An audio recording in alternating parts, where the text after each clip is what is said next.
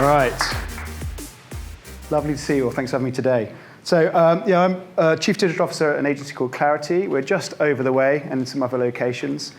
I'm here today to talk about acquisition and my kind of personal experience of acquisition. So I've kind of split it into 3 acts about what we did in the agency and the sort of rut we're in, as Rob has alluded to, how we sold our agency, and with some details about that, and also the twist of fate, being on the other side of it and seeing what it's like to buy other agencies as well. So it's been a really interesting few years. Before I kind of get into it, I'd love to have a little raise of hands. Who here has sold an agency or has been part of a significant financial event? A few peeps. Cool. Okay, who in the room would love to be part of one, to sell later, be part of an MBO or something else? Excellent, God for that. Great, good. This will be in all right 20 minutes then. Cool. So, first off, Act 1, 3 white hats. This is our little agency in Cornwall. This is us. This is about 2010, I think, rather embarrassing. We look like 12-year-olds because we were 12-year-olds. We thought it was a good idea to set an agency up. The early business model was charge 500 quid a day, work 5 days a week, and then surf for 3 weeks of the month. That was somewhat naive on reflection, but it seemed to make a lot of sense. But we went down the road of employing, and that sort of made quite the big difference. So we did okay. It was fun. It was exciting. Will, on the right here, who we ran the business with, I still work with now as a technical genius. I liked working with people. We had a neat little agency, just doing performance. And we did okay. We grew, it was a great time. It was a really fun time. And we grew and grew and grew. And then here we are in 2020. We got to about 18 people, about 1.2 million quid in turnover, broadly. We had some good clients, Amazon, Aon, Invesco, Sport England. We had a lovely team. It was a real pleasure. We had this fancy office with paddleboards and a beach. And the best thing that happened, we won campaign Best Place to Work. We came about second, I think, in the small agencies and about 6 or 7 overall. So we're in that sort of top 10. That was probably the best bit of the 10 years, actually, on reflection. It was a lot of fun. We didn't make a huge amount of money, but we always did okay. We always kind of went down the road. We didn't surf, obviously, because as soon as you take someone on, then you end up doing a massive week and not paying yourself properly. But actually, reflecting now, and today is a bit of a personal reflection, by the way, is I actually was able to be on the lifeboat, was able to do some travel, was able to do some sailing, some bits and bobs, and it was a cool decade. But, as Rob has alluded to, I think, if I'm honest, Will and I we were stuck. So I'm going to coin the but loop of doom that we were caught in. So we were in a rut. We were doing all right, but we needed to do something about it. So we should do something about it. But we're doing okay. But we're in a rut, so we should do something about it. And we got caught in this spiral, as Rob has alluded to, and it was really difficult. We exhausted whiteboards. We had numbers of plans at how we're going to take over the world. But we were really comfy, actually. And we were doing okay. So Paul Robb was pulling his hair out, and I know some of the guys from our mastermind in the room today as well, and know that lap. And, we could have done something. So we were ostensibly stuck in this fishbowl. We had amassed quite a bit of money. I'll talk about that in a minute. So we could have just taken that out, paid a heinous amount of tax, buy a Porsche, stop moaning about it. We could have bought another smaller agency in cash. We could merge with another agency, which was an option. We could do an MBO or an EOT, something like that. Or we could sell. But if I'm honest, selling felt like such a nebulous concept. It felt so far away from us. And reflecting on what I'm going to talk about in a minute, I wish we had known, because it's not as frightening as it thought. It just felt like this idea miles away. It's ridiculous, so we're never going to do that. Who would want to buy us? Whatever. So round and round and round we went. This was, and there's quite a bit of a theme today in a lot of the chats, actually. But this was March 2020. Some people in the ski resort in Italy were ill. We were having a nice time. Didn't really think a great deal about it. No, we didn't get COVID. But the company got COVID effectively in the sense we lost half our revenue overnight. As everyone, it's the same chat as happened earlier today. We'd had a really rough time. A lot of our clients, we had Picture House cinemas. Well, the cinemas shut. The West Midlands Railways, the railways shut. So it tanked overnight. We lost a lot of money. And frankly, that broke the cycle for us. 11 years was undone in about 11 days, to be honest. And we had to sort of start thinking. So I think that's the fight began. So Act 1, really, the Three White Hats journey. It was cool, but we got to a certain point and we were, as I said, we were stuck. And then being bored. I mean, who would have thought it at that point? So really, we'd had about 550 grand in cash in the current account, ostensibly doing not a great deal. We had survived COVID. We had won quite a big pitch against M&C Saatchi randomly in the summer, which was, no one would have thought it. I spent a month working on the deck. I look back at it now, it was still rubbish. But it was like, if we win this, we're fine. And we won it. It's for a big American investment house. Will and I both had very young children. I'd had a baby about 2 weeks before COVID and Will about 9 months before that. We were exhausted. It was Action Stations, and I rang everyone I knew, and I spent the entire summer, instead of hitting 40 and being on sabbatical, on the phone to anyone that's ever looked at me in the streets trying to get money out of them, basically. One of our strategies was always to work with other agencies. So we often worked in PR. Our view was like one client, but maybe, one contact, 5 clients, no cost of sale. So we worked with lots of different bigger agencies and picked up some really cool brands and some really interesting campaigns. It was hard work, but that gave us a network. And one of the people in the network, my very good friend Rachel, I rang her and asking what was going on. She had gone from Next 15 to this agency called Clarity.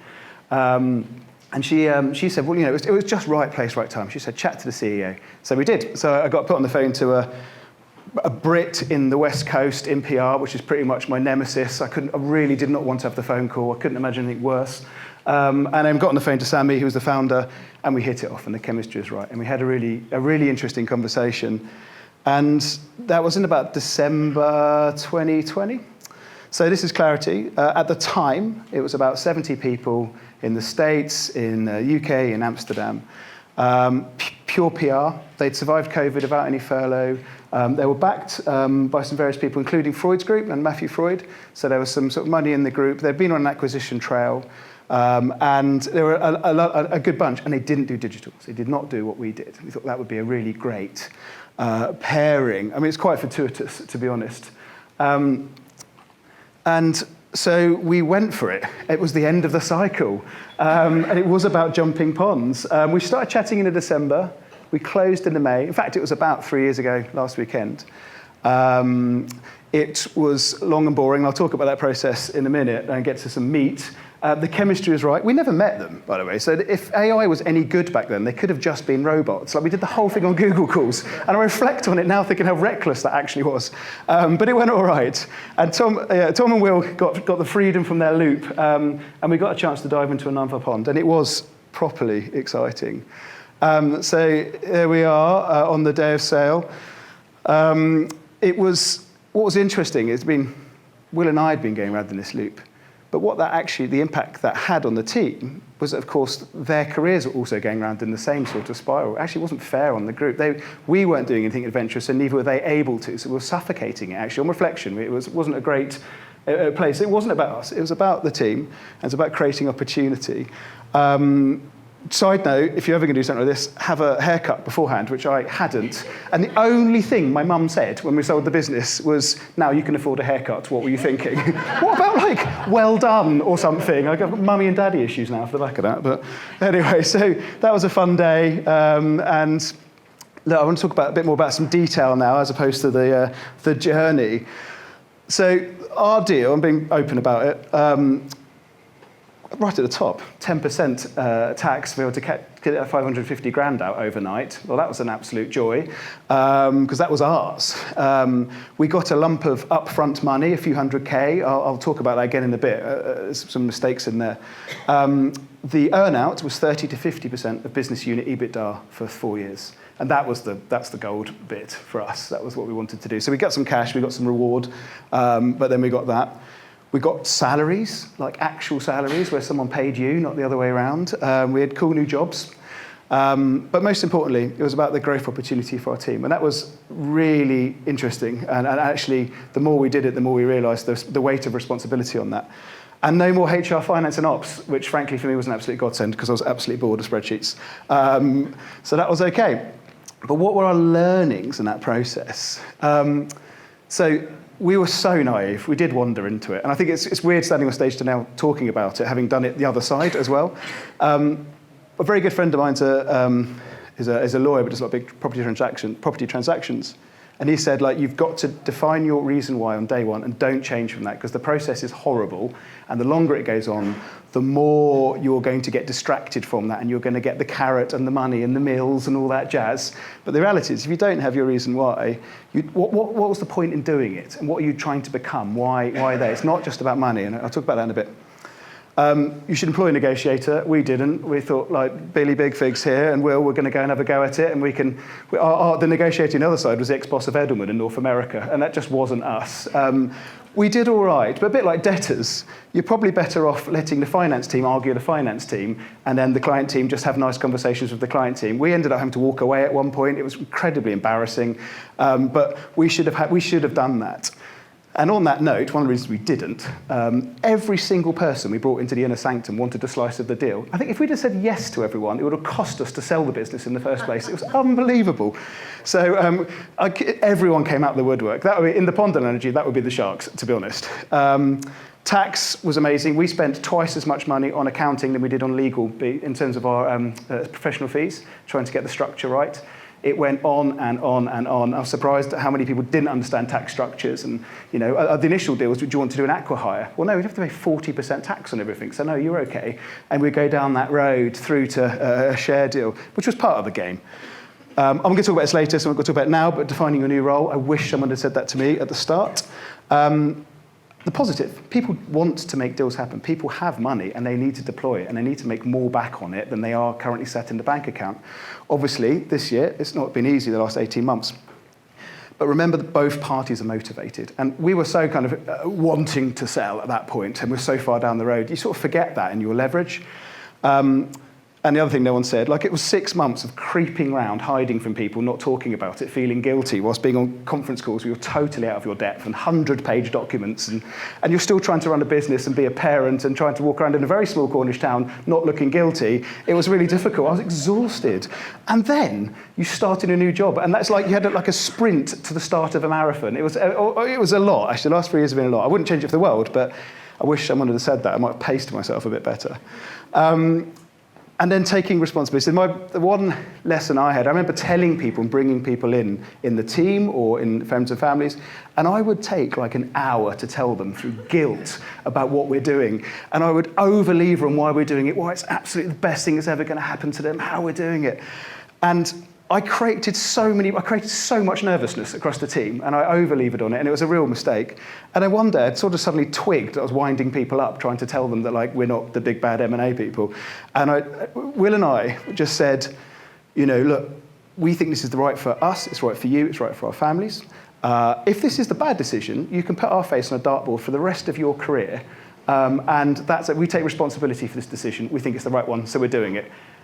Absolutely no feedback. A few people cried, a couple of people clapped. It was the end of it, and we were fine. I mean, I'm married to a psychologist. I should have known this. But, like, literally, that one sentence, it was fine. Everyone was totally chilled after that point, because they had a throat to choke. It's like, it's our fault now, isn't it? We're the baddies, or we're the legends. We said, if this goes well, the best thing that will happen is that you guys will disappear into the new company, and one of you become the CEO, and that will be great, and we'll never have this chat ever again. And that's sort of the mantra we took for it. So that was the sort of the act of selling the business. How am I doing on time? Absolutely spot on. Great.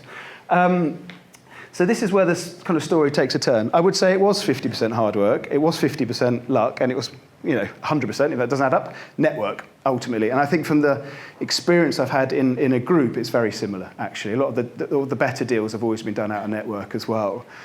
So 3 White Hats did all right. The team went across. We started making money.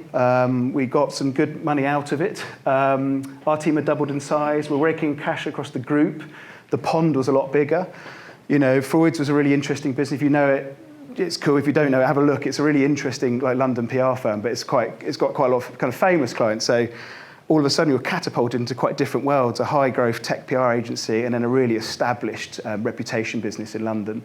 So all of a sudden I could have mentoring sessions with Matthew Freud. That was really interesting. And just hearing stuff from someone that's been around the block for 30 years and done stuff for publicists. You have lunches with these people. I got to choose a dinner suit for Mo Farah once on LinkedIn, which was really, not LinkedIn, on WhatsApp, which was an incredibly bizarre experience.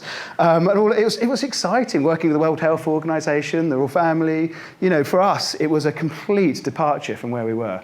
And for the team, we were working on the World Health Organization Foundation Appeal during the Ukraine crisis and trying to find ways of raising money for them. And those are the sort of gigs we never would have got previously. So for us, it was a really great place to be. It was exciting, and we were on a roll.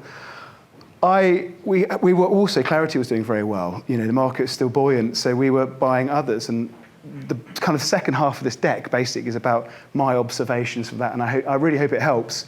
And the things I wish someone had said to me during the process as well, because it is fascinating, the game of brinkmanship. When you sit on the other side of the table, what's smoke and what's mirrors and what's real. So about 5 or 6 years ago at the Hats, we had lost a couple of staff members out of the 16 pre-COVID. And I was having this massive existential crisis because we pride ourselves on everyone having worked with us for 10 years. Which is really foolish, actually, because the reality was there's no fresh ideas coming through, and it probably fueled the rut, but we were loyal as hell. And I sat in a little cafe trying to work out why people were working for us, and to be honest, I didn't understand why people were there. We didn't pay the best. We had some cool clients, we had some cool stuff, but we weren't, there were others, they were better.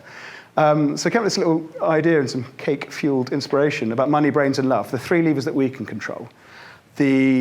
Anything else is out of our world. So is the money right for the team? Are we paying them properly? Have we got the right benefits?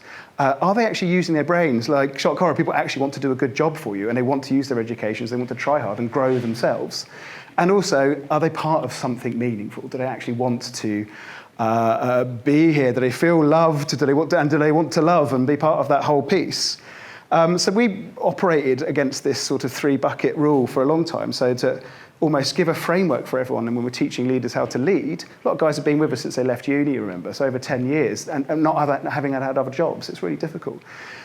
During the M&A process, I suddenly realised that actually that works as well when we're assessing agencies. I was probably fortunate enough to talk to 20, 30 agencies during the acquisition of 3, and play the front and talk.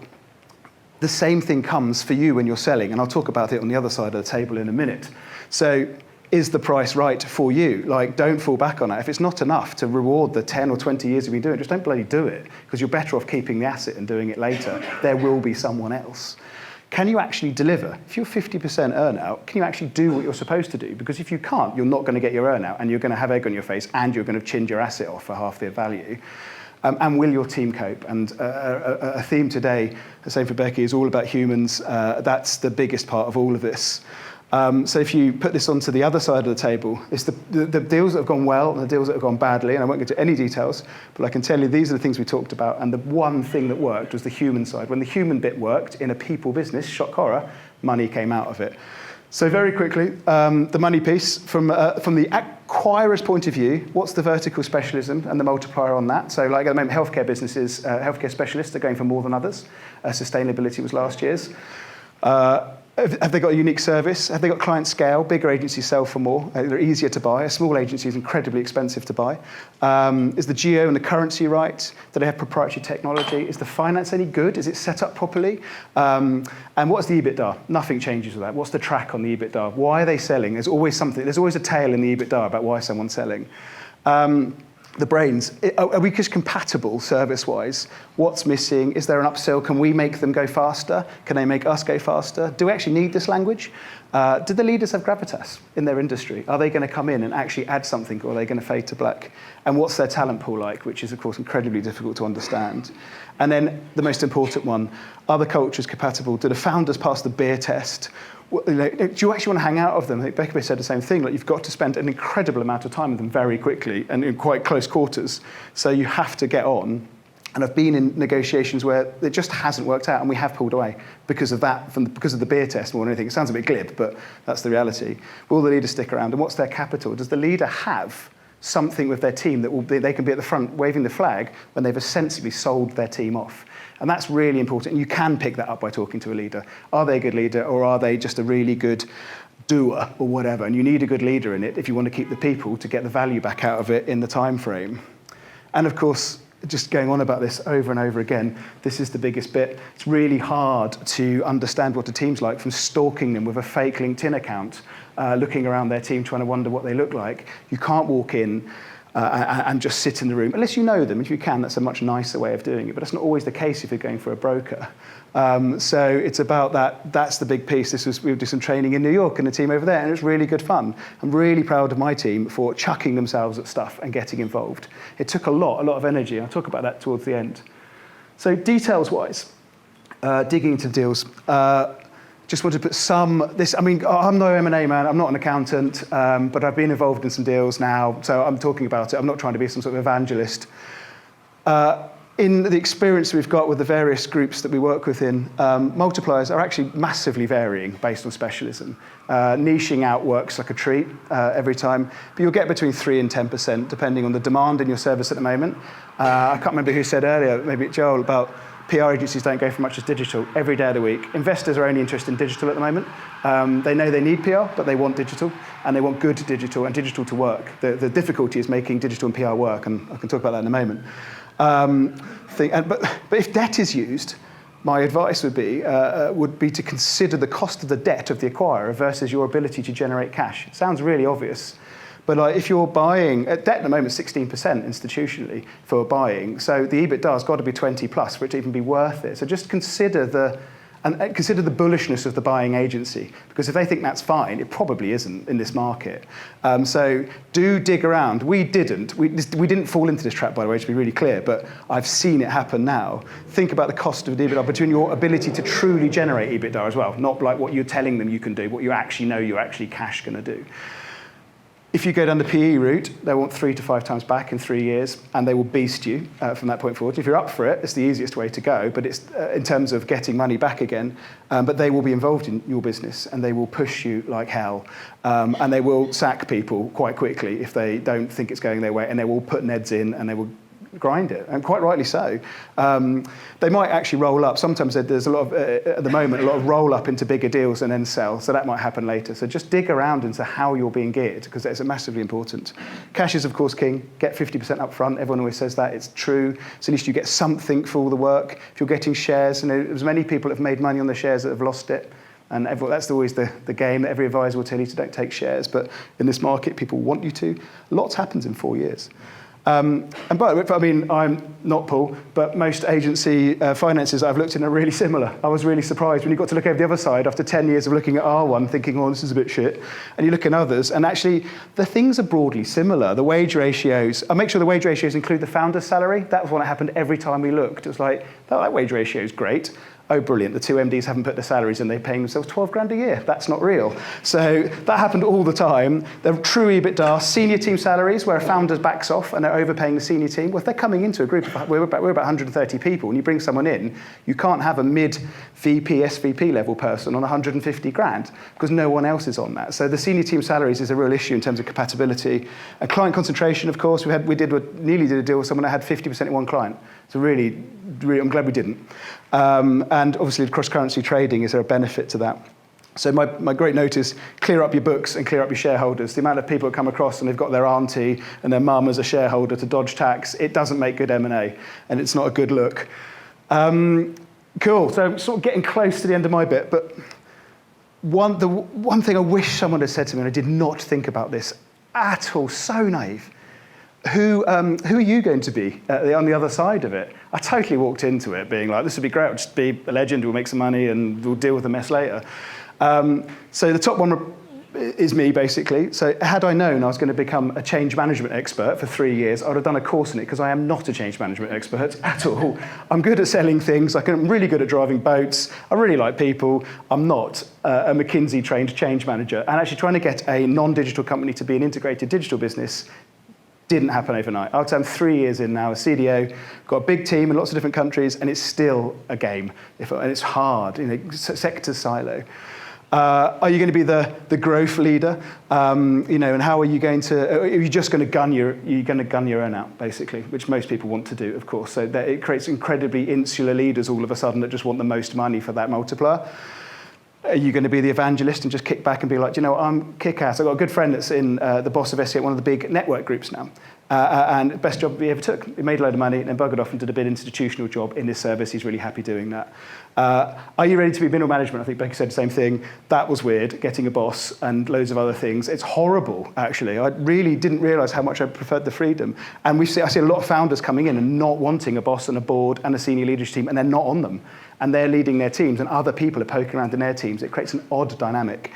Are you the brand defector or defender? So are you going to fold your brand in, or are you going to become a house of brands? And we've seen both, and it's been really interesting. And then if you keep your brand, your team never really fully integrate, ultimately, especially if you're in a different country. Or you're going to fold your brand in. Your brand, we did that. We were going to change the name anyway. It was sounding a bit Ku Klux Klan-y towards the end, so we thought we need to get rid of it. So we were quite happy to get rid of it. And when we did that, I would say it was 2-year runoff, and now no one knows who Three White Hats was. And you can see our referred income dipping now. It's been really hard. It's a real life lesson. Or just want to fade into the background. Loads of founders want to do that. But who, again, if that founder has got all the leadership capital, then that's not going to work. Someone has to be the boss for the team. So just wrapping up, how do we do? Our deal structure outdated almost immediately. If you're in a P&L-based business with multiple P&Ls, trying to grind EBITDA is incredibly difficult when you're trying to integrate a new service into 4 countries at the same time. I could talk about that for hours, I'm not going to. We should have pushed more up front. We should have got an adult in. We didn't. We sold too cheaply, to be honest. We've done all right in the end, but it was a massive gamble. It was really naive, having seen what other people have got since on the other side. You're like, oh, shit. I wish we'd pushed. We run ourselves too thin using momentum to launch services to hoover EBITDA, but we're exhausted by the end of it, I tell you. We underestimated the difference in work cadences between comms and digital. That's just complete 2 different worlds, and we expected everyone to just sit at the table and say the same thing. That took years to work out. We broke a few team members in the expectation. Will and I had to work on cultural bridges. It took 2 years to make everyone feel like they're part of Clarity. Everyone says 1 year. It actually took 2. We did a lot of M&A in the time, so it's a disruptive time. But we did have high staff retention. So with Same Fish, I don't know. I mean, new chapter in the career. If you look back 10 and 20 years and look forward 10, I'm pleased in the journey, and it's been a cool chapter in my little LinkedIn. We've got financial security. Our ponds grew. It's been fun. We broke the cycle. It's much to Rob's pleasure. We've got less freedom, less free time. We've switched our wealth to income. We don't have wealth now. We've cashed in. That's weird, if I'm honest. After it felt great for about a month. Then you're like, oh, we haven't actually got anything growing anymore. And we've got investors, owners, targets. We did, one of the reasons we got in a rut is we gave ourselves slack on our finances the whole time. That was wrong. It's also now you've got investors, you get beasted basically, and that's new. Getting to the start line was the start of it. So I encourage you guys to think about it. It's been really good fun. I wouldn't change it for the world. It's been a great few years. I've learned a lot. Life less ordinary, isn't it? So thank you very much. Yeah.